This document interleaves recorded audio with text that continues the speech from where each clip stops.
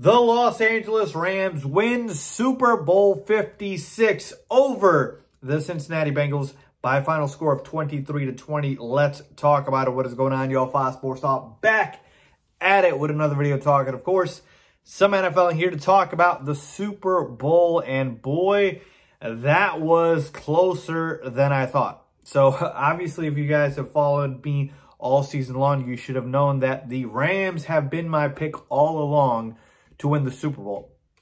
I picked them before the season started, and obviously I stuck with them once the playoffs started, and the Rams ended up winning the Super Bowl, but that game was a lot closer than I thought it would be. So just diving into this game itself, folks, I got to tell you right off the bat, man, Odell Beckham Jr. going down in that game when he did killed all the momentum for the Rams. He was unreal in the beginning of the game, catching the touchdown pass, and then he had another catch where he broke loose in the middle of the field, and it looked like OBJ was on his way to a 100-plus yard receiving game and quite potentially winning the MVP if obviously the Rams hung on there.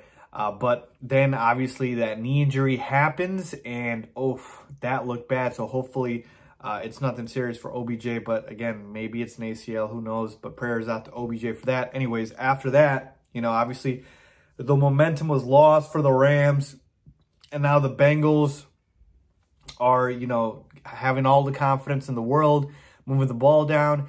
And even though I really thought that the Rams defensive line would overwhelm the Bengals offensive line, that really didn't happen until the second half. And so you want to talk about the turning point in this game.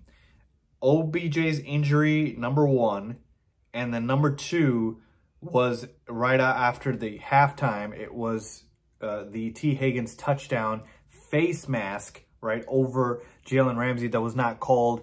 And here's the thing, folks. There was a holding call at the very end on Cooper Kupp that put the Rams at the goal line, first and goal, And a lot of people are complaining about how that was not a good call. And here's my thing. They missed a T. Higgins blatant face mask on Jalen Ramsey. And so my belief is that maybe that was a makeup call. Either which way, both teams got away with it. So I think it offsets.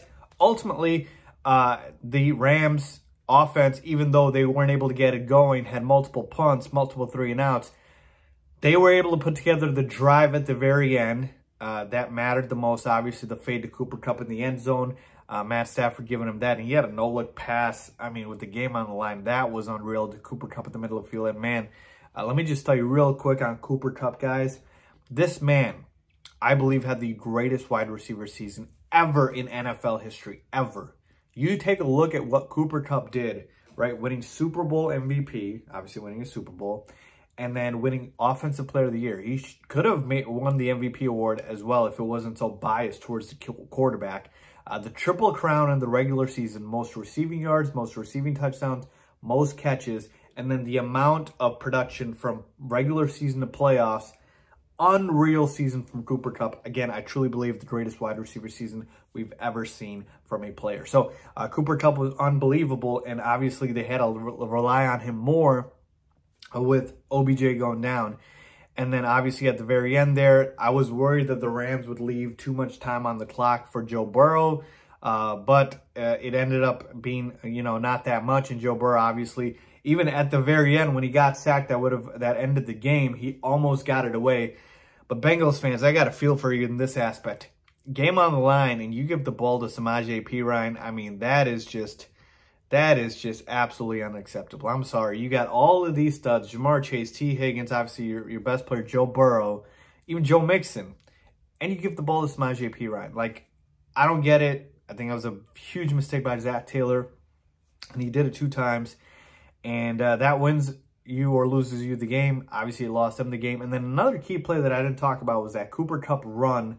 I believe it was 3rd or 4th down. They needed to pick up that yard, and they handed the ball off to Cooper Kupp, and he got that first down. That was huge for the Rams. So a lot closer than I would have thought. I had the final score 24-14 Rams. It ended up being 23-20. Obviously, the fumbled extra point by the Rams by Johnny Hekker. But overall, folks, the better team won. look, let's just be honest about it. The Bengals were not as good as the Rams. They had been on a Cinderella run, and the Bengals really got a lot of breaks. You talk about in that first game against the Raiders, Derek Carr could have won it. And then in the second game, you had Ryan Tannehill playing the worst game of his career. And then against the Chiefs, Patrick Mahomes plays the worst second half of his career. I mean, it was just like the breaks going their way.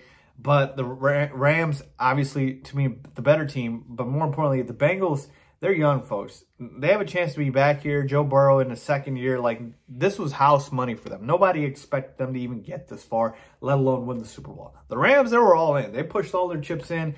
You had all these superstars. You had Sean McVay, second time in the Super Bowl.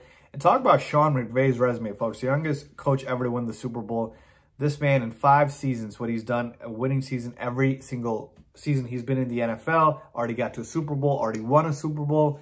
Unreal. He's the top 2 coach in the NFL. The only other argument I'll take is Bill Belichick, right? So, yeah, folks, there you have it.